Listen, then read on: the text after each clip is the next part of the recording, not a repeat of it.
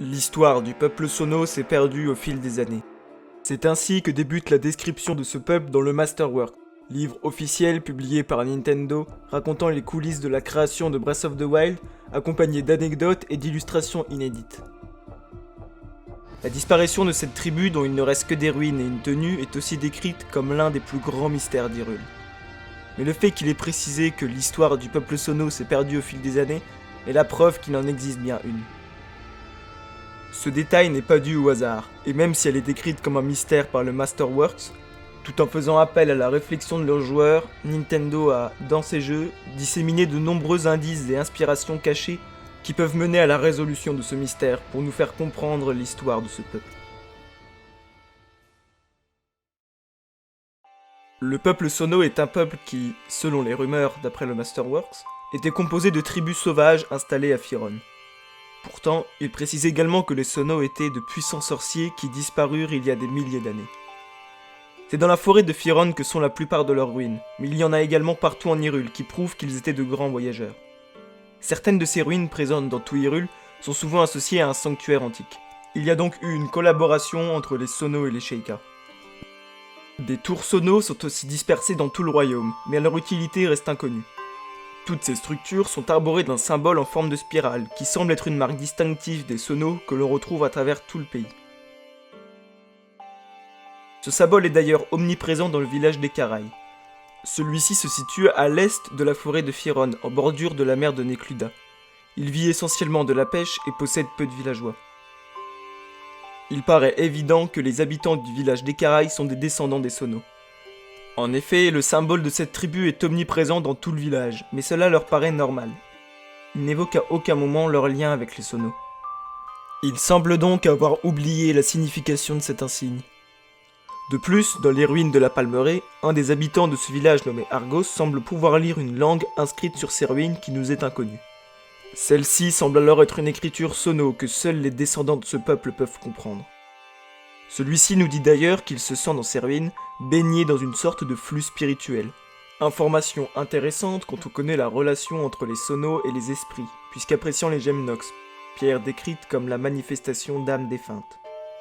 Point non négligeable, tous les habitants du village, même ceux qui ont voyagé, ont les yeux bleus, caractère génétique rare qui témoigne de leur descendance commune.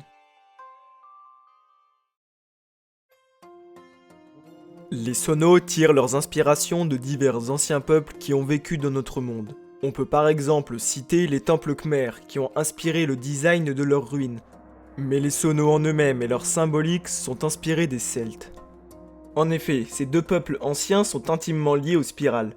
Aussi, cela serait logique, étant donné que les légendes arthuriennes dont s'inspire grandement la licence Zelda, notamment avec l'épée de légende comparable à Excalibur, ou la Triforce comparable au Graal, sont des légendes elles-mêmes inspirées de la mythologie celtique. Les Sono vivaient, ou du moins ont vécu, dans la forêt de Firon. Cette forêt est l'endroit qui possède le plus de végétation. Quand on sait que les Celtes adulaient la nature, on peut rapidement faire le lien entre les deux peuples. Aussi, les Celtes ont beaucoup voyagé à travers le monde, chose reprise pour les Sono, en témoignent les tours et ruines Sono disséminées aux quatre coins d'Hyrule. Plus largement, les rumeurs dont parle le Masterworks font référence aux Grecs. En effet, pour les Grecs, les Celtes furent d'abord des barbares sans intérêt, alors que ce n'était pas du tout le cas. Élément qui rappelle la citation du Masterworks dans lequel il est écrit que le peuple Sono, selon les rumeurs, était composé de tribus sauvages. Le terme barbare est d'ailleurs utilisé pour qualifier leur tenue. De ce fait, il serait facile de tirer des conclusions hâtives à leur sujet, cependant fausses. Dans les deux cas, les termes barbare et sauvage sont employés pour désigner une différence de culture et de mode de vie entre les deux peuples, considérant l'autre comme non civilisé par celui qui les emploie, puisque les Celtes et les Sono vivaient en harmonie avec la nature, en marge de toute vie urbanisée. Aussi, les Celtes possédaient leur propre langage, ce qui semble être aussi le cas des Sono, comme en témoigne Argos. Leurs descendances se ressemblent également, puisque celles des Celtes et des Sono sont toutes deux connues pour la pêche, notamment en Bretagne pour les Celtes, et bien sûr à Ekarai pour les Sono. Enfin, la magie celte est une magie qui se base sur le nombre 3. Le lien avec la Triforce est évident.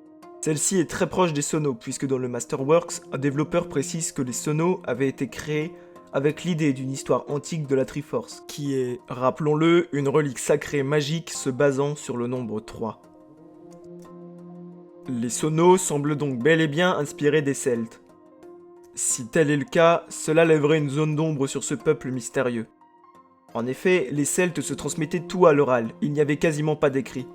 Il ne serait pas étonnant que Nintendo reprenne ce principe pour les Sonos. Cela expliquerait parfaitement pourquoi l'histoire du peuple Sono s'est perdue au fil des années.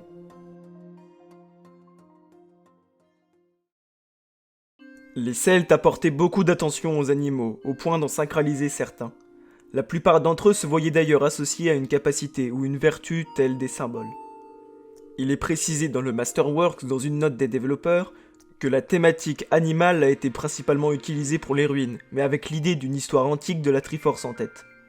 Les images utilisées sont donc des symboles, le dragon pour le courage, la chouette la sagesse, et le sanglier la force. Dans ces ruines, les animaux sont donc utilisés comme des symboles, exactement comme pour les Celtes.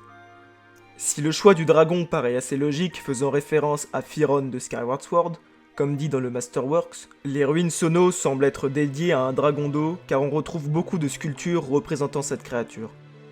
Le sanglier représentant la force fait évidemment référence à Ganon, associé d'ailleurs à la Triforce de la Force.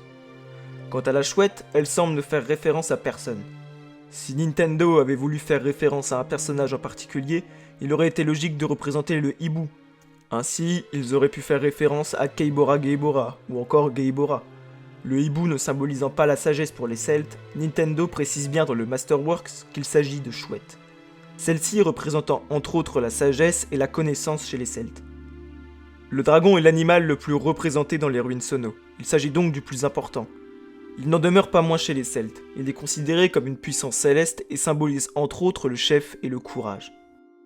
C'est le plus puissant symbole celte. Le sanglier, lui, est le symbole de la force, de la combativité et de l'invincibilité, à l'instar de Ganon qui, malgré qu'il soit vaincu, revient toujours, comme s'il était invincible. Donc les animaux choisis par Nintendo ne l'ont pas été au hasard. Le dragon, symbole du bien, représente le courage, et fait référence à Firon. Le sanglier, symbole du mal, représente la force, et fait référence à Ganon. La chouette représente la sagesse, et, pour les Celtes, la connaissance et la conscience druidique. Les druides jouaient un rôle important dans la communauté celte, puisqu'ils étaient l'intermédiaire entre les dieux et les hommes, étant capables d'entendre les dieux. De plus, ils étaient les gardiens du savoir et de la sagesse. Au service du roi, ils en étaient aussi les conseillers. Dans l'histoire de Zelda et des Sono, ce rôle est donné aux Sheikah, ou plus précisément aux anciens Sheikah. Ce peuple de l'ombre utilise la transmission orale, tout comme les druides. C'est pourquoi on en sait très peu sur eux. Tout comme les druides, ils sont les seuls à pouvoir entendre les déesses, et sont les conseillers et les servants de la famille royale. Les Sheikah étant surtout les servants de la déesse Hylia, et par conséquent les protecteurs de la Triforce de la sagesse. Leur symbole est le troisième œil, symbole du savoir. Ils en sont donc indirectement les protecteurs. Tout comme les druides dans la société celte, les anciens Sheikah ont vécu avec les Sono en communauté. Ils ont donc tous vécu à un moment de l'histoire dans la forêt de Firon. Ce qui explique pourquoi les anciens Sheikah tels que Mistgyoza aiment tant les bananes, un fruit qui ne pousse que là-bas. Lorsque l'ancien roi d'Hyrule bannit le peuple Sheikah par peur de leur création technologique, celui-ci se divisa en deux. D'un côté, certains s'intégrant parmi les Hyliens s'accoutumèrent à ce nouveau mode de vie. En témoigne le village de Cocorico. Ainsi, ils perdirent leur régime basé sur les bananes, contrairement aux Yiga qui, dissidents, gardèrent ce régime, vivant isolés des peuples dits civilisés. Aussi, en plus de privilégier la transmission orale, les Sono et les Sheikah semblent être les deux seuls peuples pacifistes maniant la magie. En privilégiant la transmission orale, les anciens Sheikah ont laissé beaucoup de questions en suspens à leurs descendants, notamment l'utilisation des technologies antiques, mais aussi leur lien avec les Sono. Lien qui s'étend jusqu'à une certaine collaboration servant à la confection de diverses épreuves et sanctuaires. L'histoire du peuple Sono s'est perdue au fil des années, et celle du peuple Sheikah également, puisqu'elles sont toutes deux liées. D'ailleurs, détail intéressant de cette cohabitation ou clin d'œil de Nintendo, ces deux peuples ont respectivement les yeux bleus pour les Sono et les yeux rouges pour les Sheikah, sauf pour ceux du présent puisqu'ils se sont mélangés avec les Hyliens. Ces deux couleurs sont complémentaires et sont souvent associées, notamment avec l'eau et le feu, ou la Nintendo Switch dont les manettes arborent ces deux couleurs. Nintendo n'hésite pas à allier ces couleurs dans ses jeux, l'exemple le plus évident étant Mario. Nintendo sait donc que ces deux couleurs s'associent très bien et qu'ensemble, elles se complètent à la perfection. Donc la chouette, symbole des dieux ou du moins du lien entre eux et les humains, représente la sagesse. Elle fait référence au Sheikah.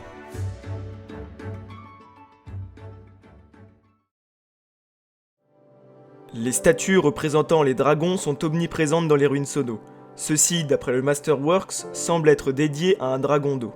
Ils font donc ici explicitement référence à Firon.